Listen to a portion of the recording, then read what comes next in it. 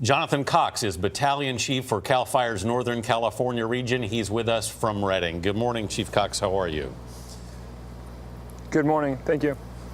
Chief Cox, you face another day of triple-digit temperatures there. How much progress is being made in the fight against the Carr fire?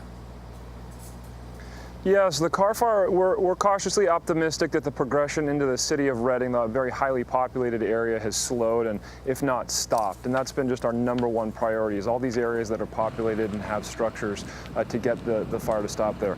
The issue we have now is, as we start the repopulation and recovery on the one side, the other side of the fire is very active and additional evacuations are going into place. On top of that, we're also fighting the actual direct fire itself. So there's kind of three main things going on at once right now, but obviously they're all important. Really difficult. Chief, you just heard from Ed Bledsoe. He lost his wife and his 2 great grandkids. He said he didn't receive an evacuation warning.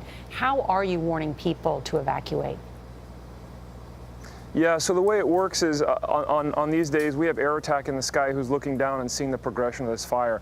I know on Thursday night when the fire exploded into Redding, they were in coordination with the commanders as well as the sheriff's office and police departments to get warnings out ahead of this fire as much as possible. What conditions we saw on the Thursday night here in Redding kind of are what people are calling a weather phenomenon or an anomaly, where an actual possible vortex came through here.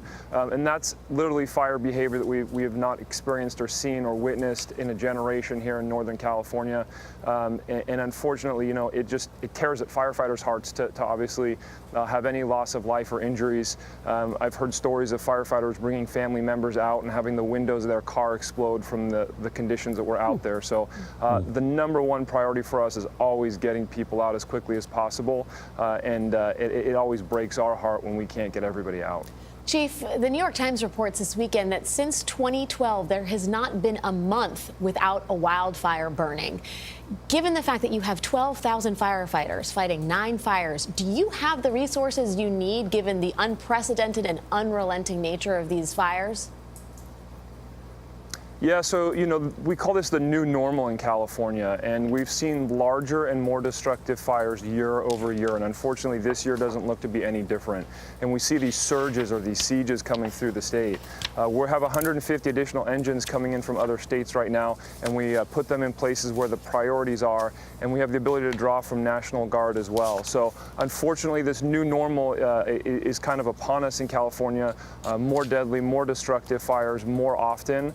And it's obviously requiring additional resources, not just from California, but from throughout the United States to get ahead of it. Well, we know you're working hard. We're thinking of you and all the residents out there. Battalion Chief Cox, thank you so much. Thank you.